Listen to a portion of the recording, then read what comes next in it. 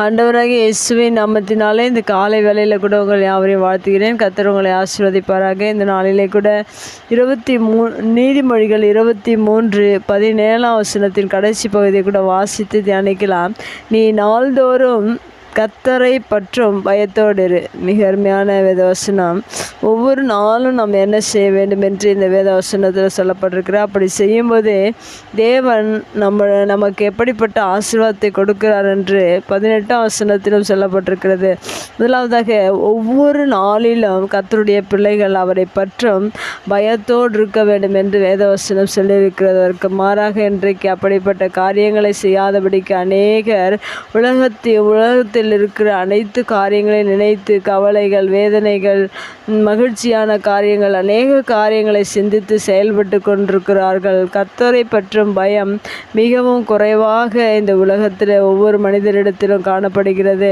அதனால் அநேக பிரச்சனைகளை மனிதர்கள் சந்தித்து கொண்டிருக்கிறார்கள். ஆனால் ஒரு மனிதன் கர்த்தரை பற்றும் பயத்தோடு இருக்கும்போது தேவன் எப்படிப்பட்ட ஆசீர்வாதத்தை நம்முடைய வாழ்க்கையில் கொடுக்கிறார் என்றால், எல்லாவற்றிற்கும் ஒரு முடிவை தேவன் கொடுக்கிறார். நீங்கள் பயத்தோடு இருப்பதற்கு, ஆண்டவரை பற்றும் பயத்தோடு இருப்பதற்காக, பக்தியாக இருப்பதற்காக, பரிசுத்தமாக இருப்பதற்காக, ஜெபிப்பதற்காக, நாம் எதெல்லாம் கர்த்தரை பற்றி நாம் எதெல்லாம் செய்து கொண்டிருக்கிறோமோ, அவருக்காக செய்கிறோமோ, எல்லாவற்றிற்கும் ஒரு முடிவு உண்டு என்று இங்கே 18ஆம் வசனத்தில் சொல்லப்பட்டிருக்கிற. நிச்சயமாகவே முடிவு உண்டு. உன் நம்பிக்கை வீண் போகாது என்று சொல்லப்பட்டிருக்கிறதா. மெய்யாகவே நீங்கள் கர்த்தரை பற்றும் பயத்தோடு இருக்கும்போது உங்களுடைய வாழ்க்கையில் ஒரு முடிவை நிச்சயமாக தேவன் ஒரு முடிவை வைத்திருக்கிறார்.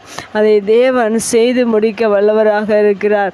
ஏனென்றால் அவரால் செய்யக்கூடாத அதிசயம் ஒன்றுமில்லை என்று வேதத்தில் சொல்லப்பட்டிருக்கிறது. நம்முடைய வாழ்க்கையில் தேவ பயத்தோடு கூட நாம் வாழும்போது மெய்யாகவே நம்முடைய வாழ்க்கையில் ஆண்டவர் எல்லாவற்றிற்கும் ஒரு முடிவை தேவன் தருகிறார். ஆனால் அநேகருடைய வாழ்க்கையில் முடிவில்லாதபடிக்கு, நம்பிக்கை இல்லாதபடிக்கு வாழ்ந்து கொண்டிருக்கிறார்கள். ஆனால் தேவ பயத்தோடு வாழ்கிற ஒவ்வொரு மனிதர்களுக்கும், எல்லா காரியங்களுக்கும், எல்லா முயற்சிகளிலும் தேவன் முடிவை கொடுத்து ஒரு பெரிய ஆசீர்வாதத்தை உங்களுடைய வாழ்க்கையில் வைத்திருக்கிறார்.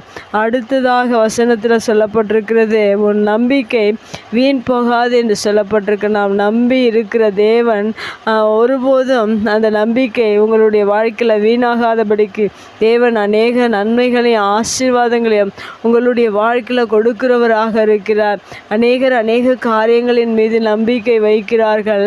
அதெல்லாம் நம்பிக்கை அற்று போகிற ஒரு சூழ்நிலைகள் உண்டு. ஆனால் தேவன் மீது ஒரு மனிதன் நம்பிக்கை வைப்பார் என்றால் அந்த நம்பிக்கை வீண் போகாது என்று சொல்லப்பட்டிருக்கிறது. அநேக காரியங்கள் வீணாக மாறிவிடுகிறது இந்த உலகத்தில் நாம் நம்பிக்கை வைத்து. ஆனால் தேவனை பற்றும் பயத்தோடு கூட ஒரு மனிதன் தேவன் மீது நம்பிக்கை வைப்பார் என்றால் அந்த நம்பிக்கை ஒருபோதும் வீண் போகாது. அந்த நம்பிக்கை உங்களை வெட்கப்படுத்தாது. அந்த நம்பிக்கை உங்களை மேன்மைப்படுத்தும். அந்த நம்பிக்கை உங்களை ஆசீர்வதிக்கும்.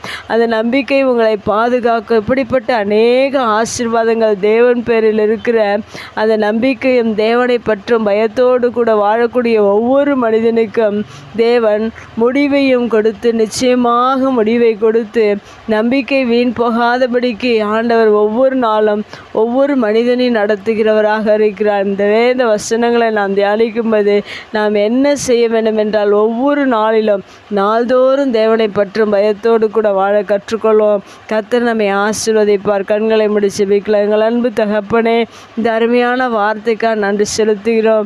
இந்த பூமியில் நாங்கள் ஒவ்வொரு நாளிலும் நாள்தோறும் உம்மை பற்றும் பயத்தோடு கூட வாழ்வதற்கு இந்த வார்த்தை இந்த புதிய நாளிலே நீர் கொடுத்ததற்காக நன்றி. நாங்கள் ஒவ்வொரு நாளும் தேவ பயத்தோடு கூட வாழ்ந்து நீர் கொடுக்கிற ஆசீர்வாதத்தை எங்களுடைய வாழ்க்கையில் உம்மீது வைத்திருக்கிற நம்பிக்கைக்கு ஒரு முடிவையும் நீர் வைத்திருக்கிறபடினால் நன்றி செலுத்துகிறோம். எல்லாவற்றையும் எங்களுடைய வாழ்க்கையில் நீர் செய்து முடிக்கிற தேவன், சகலவற்றையும் நன்மையாக செய்து முடிக்கிற தேவன். அப்படியா உம்முடைய வார்த்தை கேட்கிற ஒவ்வொருடைய வாழ்க்கையில் நன்மைகளையும் ஆசீர்வாதங்களையும் நீர் கொடுத்து நீர் ஆசீர்வதிக்க போகிறதற்காக நன்றி செலுத்துகிறோம். தொடர்ந்து நீர் நடத்துங்க, ஆசீர்வதிங்க. இயேசுவின் நாமத்தில் ஜெபம் கேளும் நல்ல பிதாவே, ஆமேன்.